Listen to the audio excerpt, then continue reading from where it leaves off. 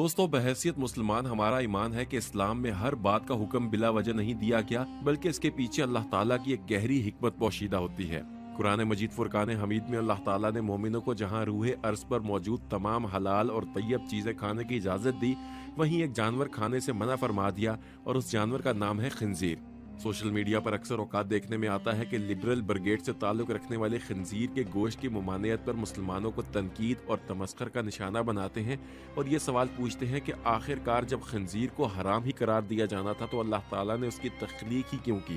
दोस्तों, सवाल यकीनन दिलचस्प फॉर्म से इसका जवाब भी ऐसा ही दिया जाएगा कि सुनकर आपका ईमान और ताज़ा होगा। दोस्तों, इस सवाल का जवाब ढूंढने के लिए सबसे पहले हमें ये देखना होगा कि अल्लाह ताला ने कुरान मजीद में इस जानवर के बारे में फरमाया क्या है। सूरह बकरा की आयत नंबर 173 में अल्लाह ताला के इरशाद का मफहूम है कि अल्लाह की तरफ से अगर कोई पाबंदी तुम पर है तो वो ये है कि मुर्दार ना खाओ, खून से और सूअर के गोश्त से परहेज करो और कोई ऐसी चीज ना खाओ जिस पर अल्लाह के सिवा किसी और का नाम लिया गया हो। इसी तरह सूरह अल नाम की आयत नंबर 145 में अल्लाह ताला ने इरशाद फरमाया, ए मोहम्मद सल्लल्लाहु अलैहि वसल्लम, इनसे कहो कि जो वही मेरे पास आई है उसमें तो कोई ऐसी चीज़ नहीं पाता जो किसी खाने वाले पर हराम हो, सिवाय ये कि वो मुर्दार हो या बहाया हुआ खून हो, खिंजीर का गोश्त हो कि वो नापाक है, या फिस्क हो कि अल्लाह ताला के सिवा किसी और के नाम पर ज़िबा किया गया हो। दोस्तों, इन दोनों आयात में खिंजीर का गोश्त खाने की हुर्मत का बयान हुआ है। ताहम आयात के मफहूम पर गौर करने से मालूम होता है कि खिंजीर की हुर्मत इस वजह से है कि वो नापाक है।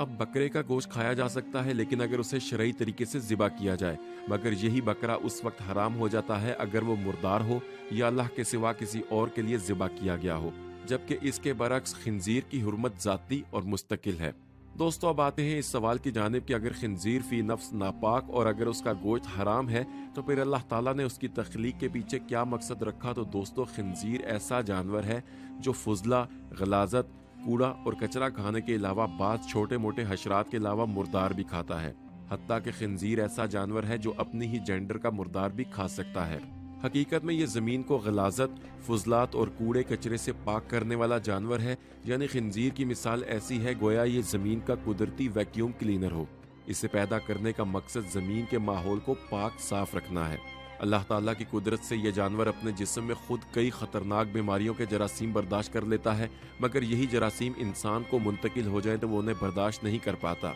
अल्लाह ताला ने हम पर रहम फरमाते हुए हमारे लिए पाक और तैयब चीज़ों को हलाल कर दिया और जो नापाक हैं उन्हें हराम करार दे दिया। आज हज़ारों बरस के बाद मेडिकल साइंसेस इस हकीकत का इतराफ़ तो करती है कि खिंजीर का गोश्त इंसान के लिए इंतहाई मुज़िर सेहत है, लेकिन अगर हमें साइंस ना भी बताती तो हमारे ईमान का तकाजा यही था कि हम अल्लाह ताला के फरमुदात पर अमल करते हुए इससे इज्तनाब ही बरतते, क्योंकि हमारे लिए यही काफ़ी था कि हमारे रब ने इसे हराम करार दिया है। ख़वातीन और हज़रात, ये थी वो तौजीह जो इस सवाल के जवाब में उलमा इरशाद फरमाते हैं